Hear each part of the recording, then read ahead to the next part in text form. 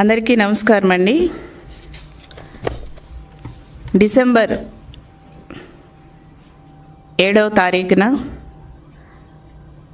పాఠశాల విద్యాశాఖ ఆధ్వర్యంలో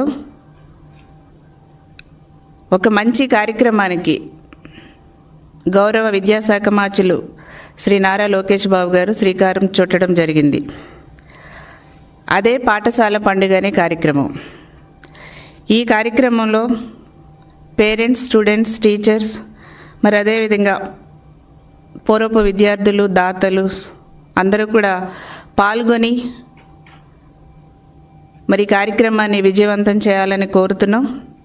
మెయిన్గా ఈ కార్యక్రమం వల్ల పేరెంట్స్కి కానివ్వండి, టీచర్స్కి అందరికీ కూడా ఒక మంచి సత్సంబంధాలు ఏర్పడతాయి.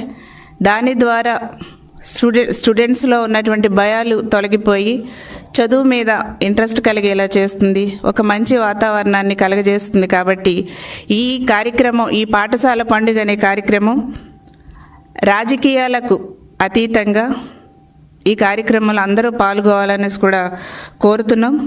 ఇది ఒక మంచి వాతావరణాన్ని కలిగించడమే కాకుండా ఇది విద్యా వికాసానికి కూడా తోడ్పడుతుంది అనేసి కూడా తెలియజేస్తున్నాం.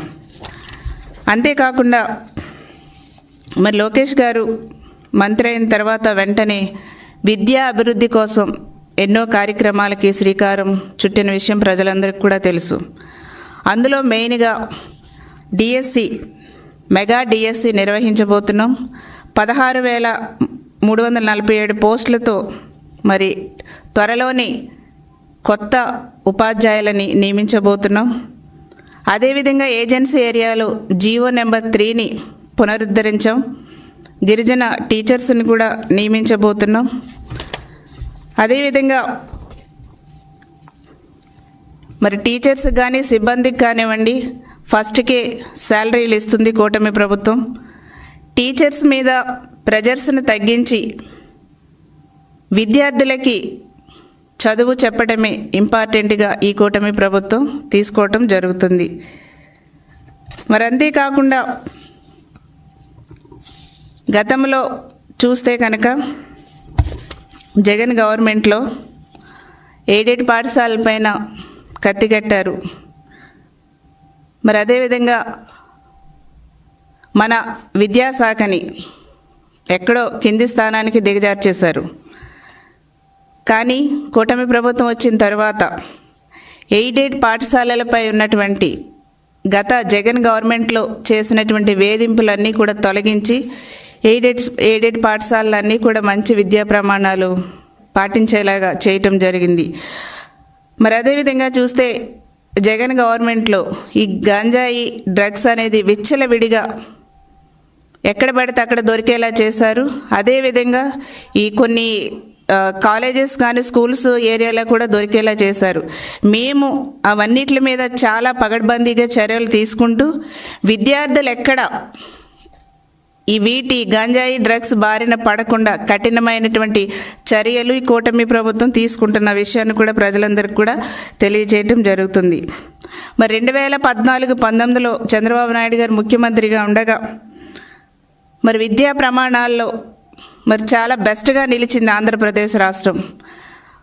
3వ స్థానంలో ఉన్నది చంద్రబాబు నాయుడు గారు ముఖ్యమంత్రిగా ఉండగా. కానీ మరి జగన్ గవర్నమెంట్లో చూస్తే 19వ స్థానానికి మన విద్యా ప్రమాణాలని, విద్యా వ్యవస్థని దిగజార్చేశారు. ఇది చాలా బాధాకరమైనటువంటి విషయం. మళ్ళా లోకేష్ బాబు గారు ఆయన తీసుకున్నటువంటి ఒక మంచి కార్యక్రమాల వల్ల, చర్యల వల్ల మళ్ళా ఈ విద్యా వ్యవస్థ గాడిన పెట్టడం జరుగుతుంది. అంతేకాకుండా పూర్వ వైభవాన్ని విద్యా వ్యవస్థకి మరి గౌరవ లోకేష్ బాబు గారు తీసుకురావటం జరుగుతుందనేసి కూడా తెలియజేస్తున్నాం.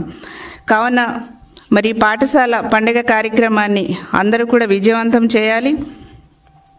అంతేకాకుండా మెయిన్గా ఈ కార్యక్రమం యొక్క ఉద్దేశం ఎడ్యుకేట్, ఎంపవర్, ఎంగేజ్ ఈ లక్ష్యాలతో దేశంలోనే తొలిసారిగా రాష్ట్రమంతా ఒకేసారి డిసెంబర్ 7వ తారీఖున ఈ పాఠశాల పండుగ అనే కార్యక్రమాన్ని నిర్వహించబోతున్నాం. కాబట్టి ఒక మంచి వాతావరణంలో జరిగే ఈ కార్యక్రమానికి రాజకీయాలకు అతీతంగా అందరికీ కూడా ఆహ్వానం పలుకుతున్నాం. అందరూ కూడా హాజరై మంచి సలహాలు సూచనలు మన విద్యార్థుల భవిష్యత్తు కోసం ఇవ్వాలి అనేసి కూడా తెలియజేస్తున్నాం.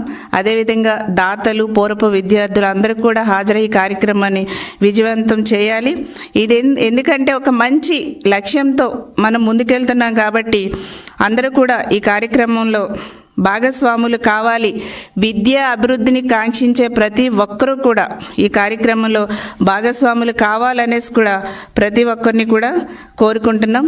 కాబట్టి ఈ పాఠశాల పండుగని డిసెంబర్ 7వ తారీఖున జరిగే ఈ కార్యక్రమాన్ని అందరూ కూడా హాజరై విజయవంతం చేయాలనేసి మనస్ఫూర్తిగా కోరుకుంటున్నాం.